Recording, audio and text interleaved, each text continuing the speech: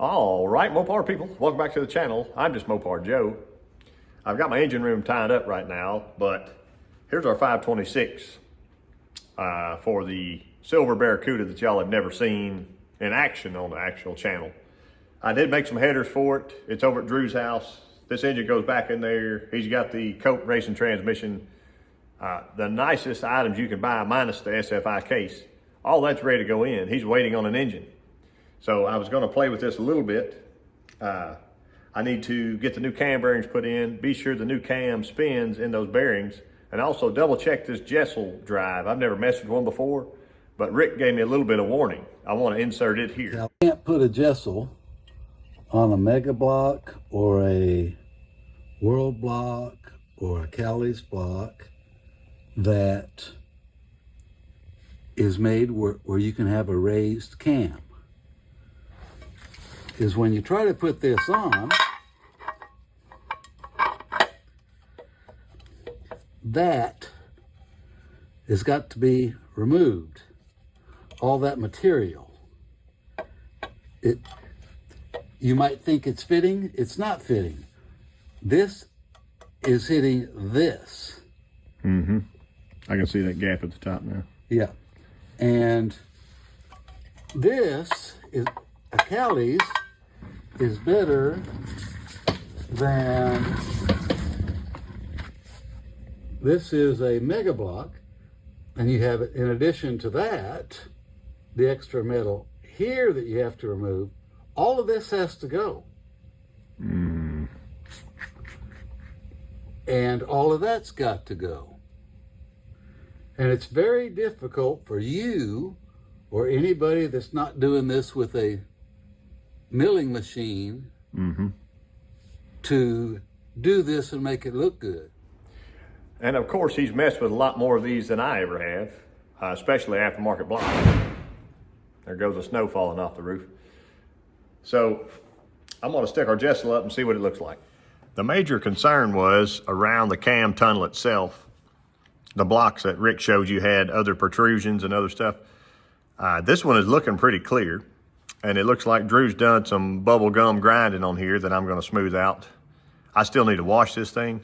It is back from being align honed and the cylinders re-honed, just to clean those up a little. You can look in there. I gotta get that little bit of rust off the deck. It's just surface rust, but I need to clean this thing up, but it's been so cold outside, I can't. I'd like to roll it outside and wash it, but I might just have to do it inside. It is what it is. But here's our Jesel front cover. It looks like that. And it's thick aluminum, just like all of them. And I think what the clearance Drew had to do, so he had a mark around here. That must have been hitting in here somewhere.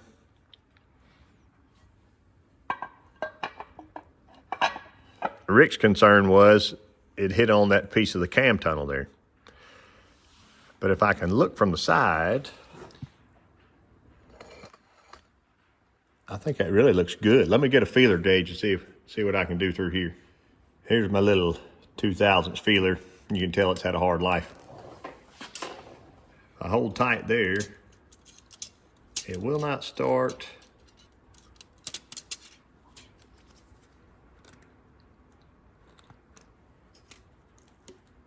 Just barely there. I can get it on top.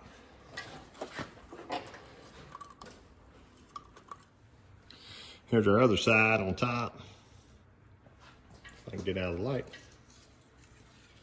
See, we can clear two there. I wouldn't call it a loose two.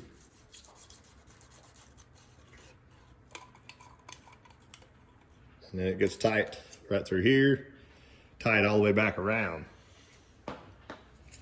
I'll try it again, and instead of going around the perimeter, stay there, I was gonna slide through the edge of this.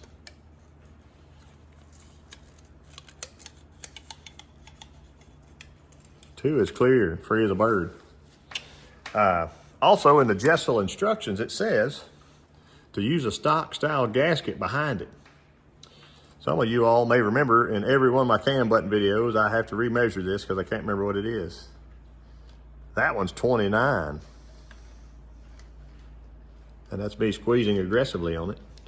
Zero back out.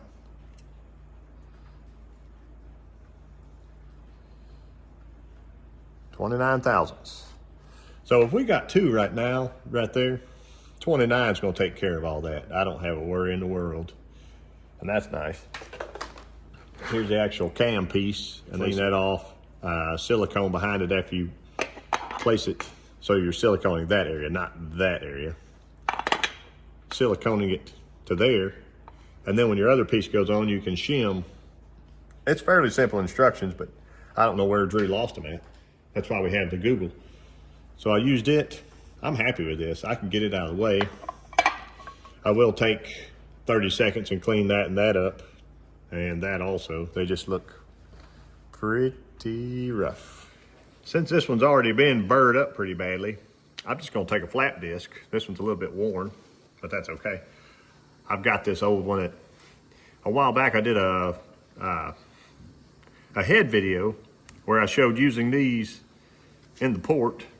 I didn't have the correct size valve, so I just went and bought some of those, $10 at Harbor Freight, and made myself a little adapter. There we are. So right now it'll wrap over if I want to get into here like that and just massage it and make it pretty.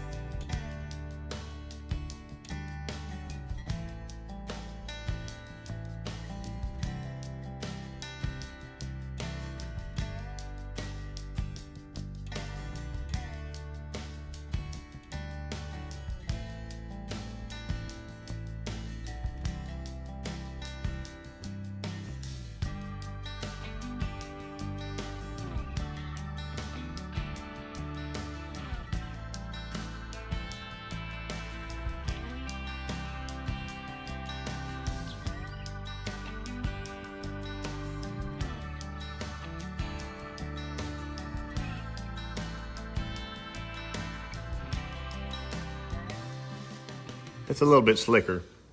The best I can tell, the horizontal lines must have been from machining or something earlier. I'm happy with this. It feels pretty slick.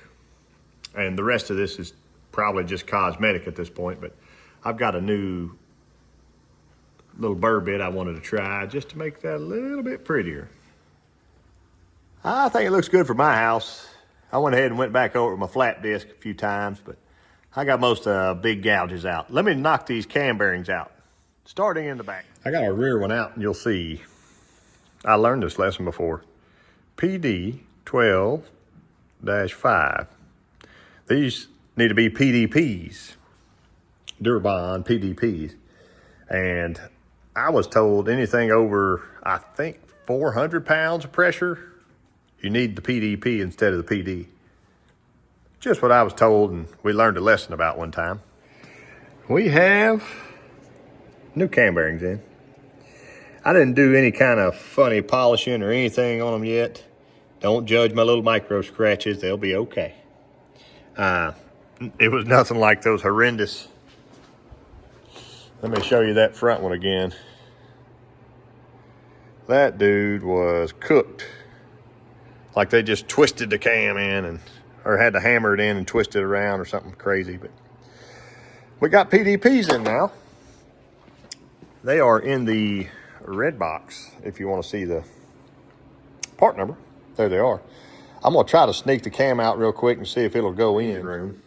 Before trying to stick this cam in, I gotta check it for straightness. And never in my life did I used to make it a thing to check cams for straightness.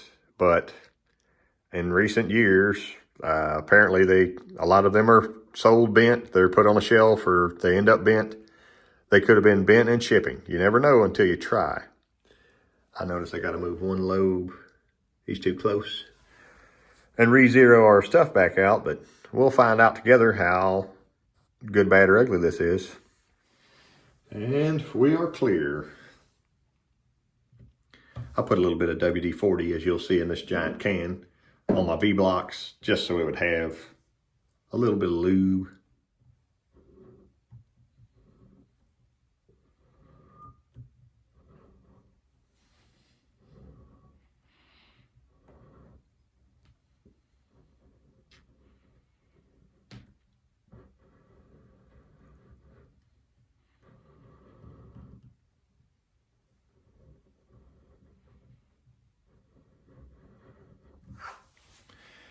It's definitely under 1,000th.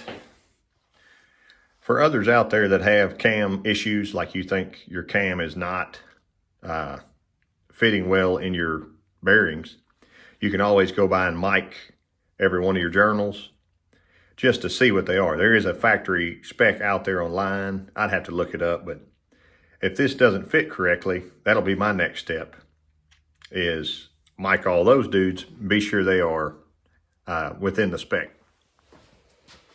Now for the big test drive here. This is mostly just engine oil. I just like reusing these bottles. It is a little stringy, but it's not bad. So if it has any stickiness to it, you'll know why. See there? I'd rather have too much than not enough.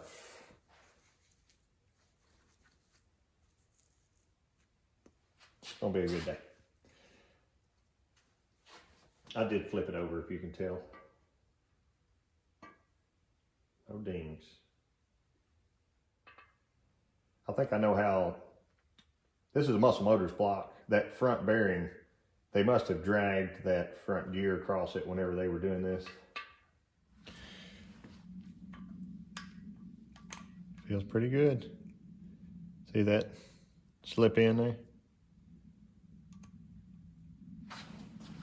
I can get out of the light. Right there. See that?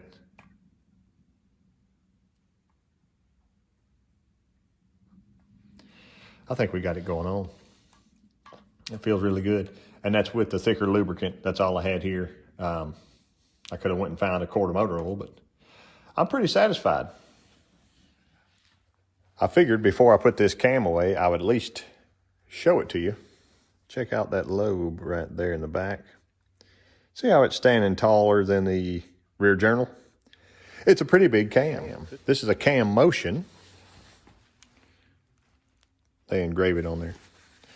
I'm not totally sure if they're still in business. I think so.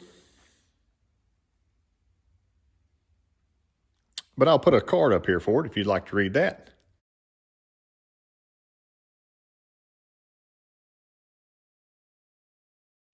Remember, this engine is a 526. Should be 12 and a half or close to 13 to 1, somewhere in there. We got Indy 440-1 heads to go back on it that have totally been redone by Kuntz and Company in Arkadelphia, Arkansas. Everything new about them. So this thing should make some good steam. I believe our next steps with this will be get it totally cleaned up and ready to reassemble. It is finally time. And the way I hear it, this might actually go to the dyno. We'll have to find out. Thank y'all for watching, and I will catch you next time.